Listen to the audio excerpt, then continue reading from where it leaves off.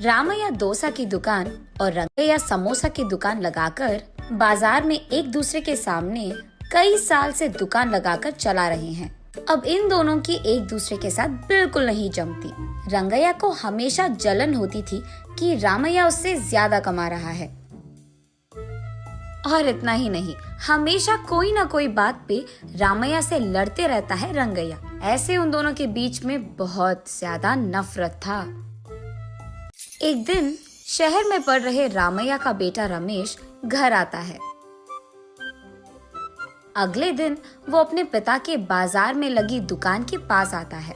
वहाँ चल रही व्यापार को देख रमेश अपने पिता से ऐसे कहता है, पापा, आप हमारे दुकान में ज्यादा ग्राहक लाकर ज्यादा पैसा कमाने के मार्ग नहीं सोचते हो क्या?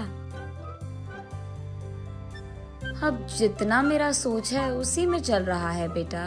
जितना भी मेहनत करूं वही कमाई मिल रही है। पापा, मेहनत से नहीं, चालाकी से कमाए जाते हैं पैसे। शहर में इसी डोसा को दुगने दाम में बेचते हैं, पता है आपको? अब शहर के दाम में यहाँ कैसे बेचेंगे बेटा? अगर दाम बढ़ा भी देना तो कोई भी खाने नहीं आएगा। पापा, मैं ये नहीं कह रहा हूँ कि शहर के दामों में यहाँ बेचे, बल्कि ये कह रहा हूँ कि ऐसा कुछ करे कि शहर का लाभ हमें यहाँ मिले। तुम्हारा इरादा मुझे समझ में नहीं आ रहा बेटा, थोड़ा समझा दो। आपको समझाना नहीं, करके दिखाऊंगा, ऐसे कहता है रमेश।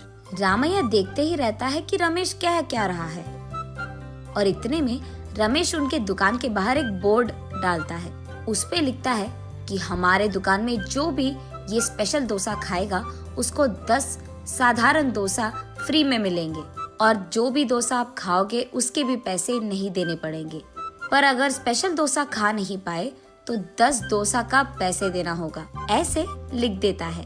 बोर्ड पे जो लिखा उसने वही बाजार में जोर से चिल्लाकर सबको सुनाता है। ये सुनकर बहुत लोग खुशी के मारे उनके दुकान पहुंच जाते हैं स्पेशल डोसा खाने। स्पेशल डोसा खाने के लिए मैं तैयार हूँ। नहीं नहीं, मैं तैयार हूँ। ऐसे सभी आपस में बहस करते हैं।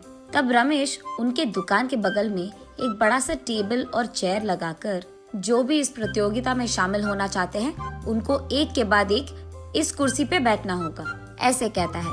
उसके बाद ठीक उस टेबल के जितना बड़ा डोसा वो बनाकर वहाँ लाता है और उस कुर्सी में बैठे आदमी के सामने पेश करता है। वहाँ मौजूद सारे लोग यही सोचते रहते हैं कि वो आदमी उस डोसा को खा पाएगा कि नहीं। आधा डोसा खाकर वो आदमी, मुझसे अब नहीं होगा, ऐसे कहकर हार मानकर वो 10 डोसा के पैसे देकर वहाँ से चले जाता है। ऐसे ही एक के बाद एक स्पेशल डोसा खाने की कोशिश करके हार मानकर वहाँ से पैसे देकर चले जाते हैं। ये सब ठीक सामने से देख रहा रंगैया अपने आप में सोचने लगता है कि एक स्पेशल डोसा बनाने के लिए कितने पैसे लगते हैं। उसे पता था कि एक स्पेशल डोसा बनाने के लिए 3 डोसा लगते हैं, लेकिन बाकी 7 डोसा के पैसे तो लाभ में आ गए। तब उसे समझ आता है और कहता है, बाप रे, ये 3 डोसा बनाकर 7 डोसा का लाभ ले रहा है। बस रंगैया को जलन होती है। कुछ भी करके मुझे भी ऐसे ही पैसे कमाने होंगे, पर क्या करूँगा? ऐसे सोच सोच कर, हाँ, मैं भी उसकी तरह समोसा का कोई प्रतियोगिता लगा दूंगा, ऐसे सोचकर अगले दिन रंगैया उसके समोसा के दुकान के बाहर ये लिखता है कि जो भी आदमी 20 समोसा खा पाएगा उसको 10 और मुफ्त में मिल जाएंगे। पर अगर 20 समोसा नहीं खा पाए तो 10 समोसा के पैसे देने पड़ जाएंगे। और यही बात चिल्ला चिल्ला कर बाजार में सबको बताता है। ये सुनकर बहुत सारे लोग रंगैया के दुकान आते हैं प्रतियोगिता में शामिल होने। जो लोग आते हैं उनमें से कई सारे आसानी से 20 समोसा खा लेते हैं और रंगैया के अनुसार ही वो 10 और मुफ्त में ले लेते हैं और वहाँ से चले जाते हैं। ये देख रंगैया को चक्कर आ जाता है। शाम से पहले ही आधे से ज्यादा समोसा खत्म हो जाते हैं। उसके बाद कई सारे लोग वहाँ पे आकर, हम भी खाएंगे समोसा, हमें भी दो, कहते हैं। इस कारण रंगैया को बहुत गुस्सा आ जाता है, इसीलिए वो उसके दुकान के सामने से बोर्ड हटा देता है वो किसी को मुंह दिखाने लायक नहीं रहता है, इसीलिए बंडी को लेकर अपने घर की ओर बढ़ते रहता है।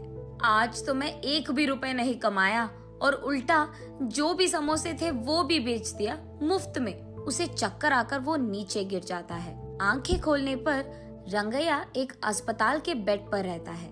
उसके बगल में उसकी बीवी रहती है। मुझे क्या हुआ, मैं कहाँ हूँ? ऐसे पूछता है रंगैया। आपको चक्कर आकर नीचे गिर गए थे, कोई अजनबी आपको यहाँ छोड़ गया, ऐसे कहती है रंगैया की पत्नी।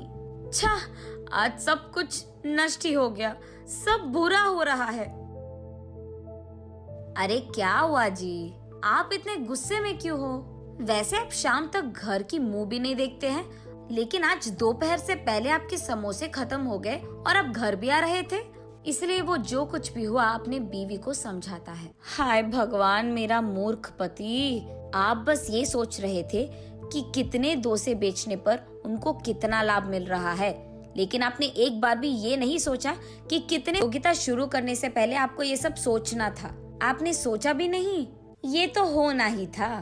तब रंगैया को समझ आता है कि किसी और को देखकर हमें वही काम नहीं दोहराना चाहिए और पहले खुद की देखना चाहिए।